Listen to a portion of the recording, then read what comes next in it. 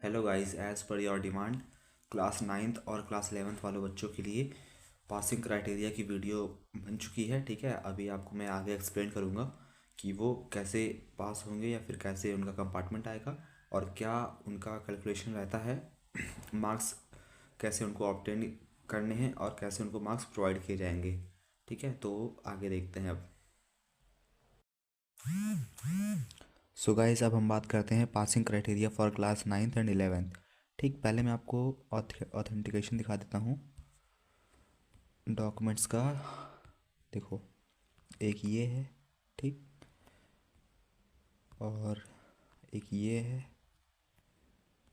ठीक, और एक ये है। ये 3 लेटर से मैंने इन्फॉर्मेशन ली है ऑथेंटिकेशन के लिए।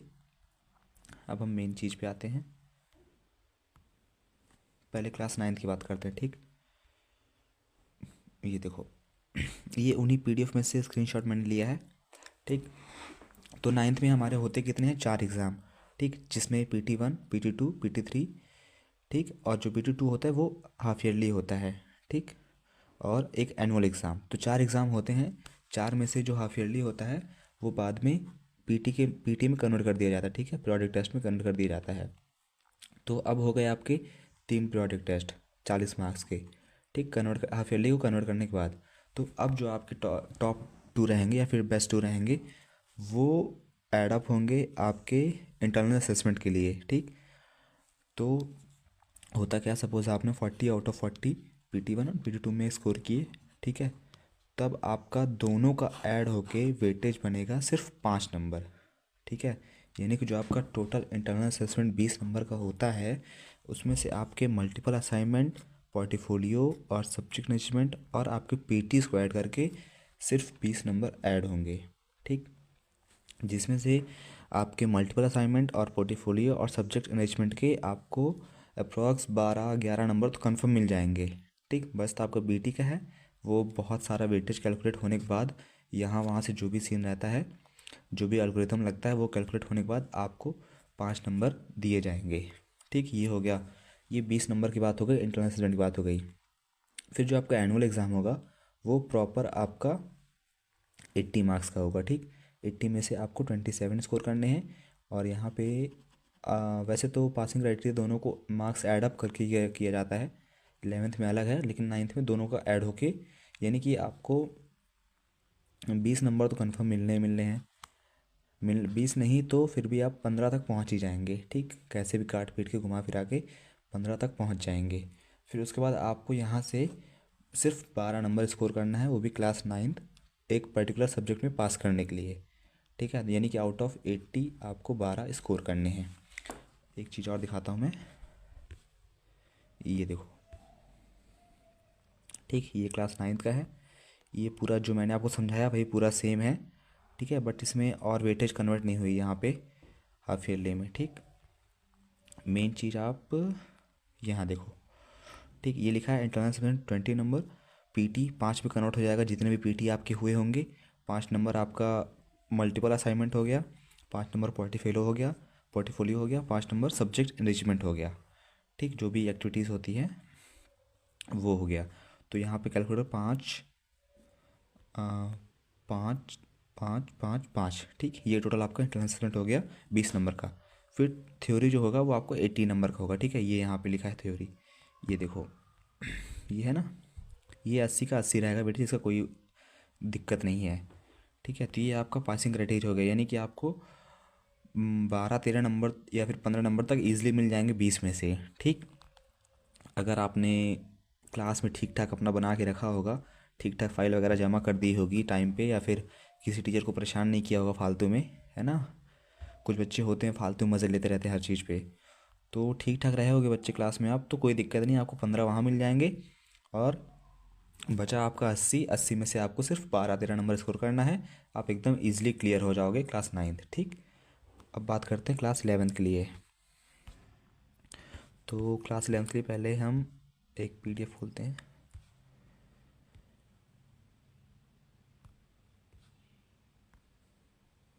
ये ठीक, इसमें मॉडिफिकेशन की बात की गई है। 2017-18 सेशन से ये प्रोवाइड लागू किया गया था। ठीक, इसमें point B, C and D important है। ठीक है। तो बी में ये बताया गया है कि आपको 20 नंबर जो आपका प्रैक्टिकल प्रोजेक्ट और जो भी असाइनमेंट वगैरह होता है उसमें अलग पास होना है, और आउट ऑफ 80 जो आपका एग्ज़ाम होता है, कोई भी एग्ज़ाम, ठीक है, उसमें आपको अलग पास होना है। ठीक, जो पीटीज वगैरह हो गए, पेन पेपर टेस्ट हो गए, उसमें आपको अलग पास होना है। ठीक, सेम सी में भी वही बात की गई है, बट यहाँ पे प्रैक्टिकल सब्जेक्ट अलग आ जाता है तो उसके लिए बात की गई है।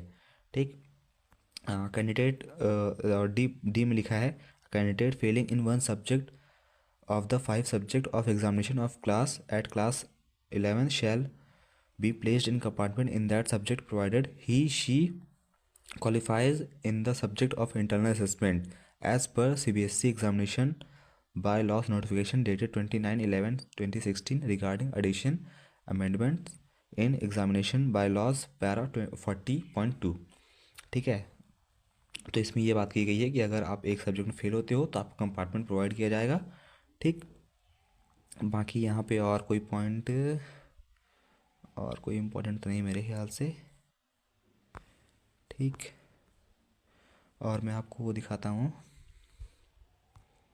देखो, इसमें क्लास 9 के लिए नॉर्म्स क्या है, प्रमोशन नॉर्म्स दिखाता हूँ। ये है नॉर्म्स फॉर प्रमोशन। ठीक, इसमें कुछ नहीं है, आपको एग्रीगेट 33% बनाने हैं बस आउट ऑफ 100। ठीक, कुछ भी करके कहीं से भी कुछ भी ऐड हो, आपको 33 तक पहुँचना है। ठीक, बाकी यहाँ पे एक पॉइंट ये लिखा है, और गाइस देखो यहाँ पे एक पॉइंट जी लिखा है। जी में लिखा है the student has to appear in all examination to be declared pass slash promoted. ठीक है, तो आपको सारे एग्ज़ाम में अपीयर होना पड़ेगा, तभी आप पास किए जाओगे अगर अच्छा स्कोर करते हो तो। ठीक, सेकंड चीज़ लिखा है, एच में लिखा है no re exam shall be conducted expect on genuine grounds including medical. ठीक है, अगर आपको बहुत रीज़न अच्छा है, अगर आप कुछ भी किसी भी कारण से एग्ज़ाम में एब्सेंट हो गए हो तो आपको मेडिकल लगाना पड़ेगा, और एक रीज़न जो है वो एकदम प्रॉपर और जेन्युइन होना चाहिए, ये नहीं कि कोई भी बहानाबाजी कर रहे हो। ठीक, और उसके बाद पॉइंट आई में लिखा हुआ है compartment exam will be held by 10 April and result will be declared before 15 April so that student attend class 12 from 15 April onwards. ठीक है, जो बच्चा 11th में रहेगा उसके लिए है, वो उसके एग्ज़ाम जल्द से जल्द कराने की यहाँ पे दिया तो गया है, बट स्कूल्स में भी लेट कर देते हैं, वो मई तक खींच देते हैं एग्ज़ाम और रिज़ल्ट को। उसके बाद फिर आपका समर वेकेशन आ जाता है। ठीक है, वो डिपेंड करता है स्कूल टू स्कूल। फिर ए पॉइंट में यहाँ पे एक चीज़ लिखा हुआ है a total of 10 grace marks spread all over the subject with a maximum of 0.4 national meet and SG5 in the academic year. ठीक, the marks can be given in the column of final weightage score to the extent needed to promote the student and not to bring him her in the zone of supplementary case। ठीक, तो इस point का ये मतलब है कि आपको 10 marks grace मिल सकते हैं अगर आपके नेशनल सर्टिफिकेट हैं या फिर SG5 के सर्टिफिकेट है। ठीक है, पार्टिसिपेशन होगा तब भी चलेगा, पोजीशन मैटर नहीं कर रही इसमें। ठीक, ये चीज़ हो गई। तो और वो मार्क्स तभी ऐड होंगे जब आप पास हो रहे होंगे, ये नहीं कि आपको सप्लीमेंट्री दिया जाए इसलिए आपको वो मार्क्स दिए जाएं। ठीक, उसके बाद आप ये 11th की मार्कशीट देख लो कैसे बनती है।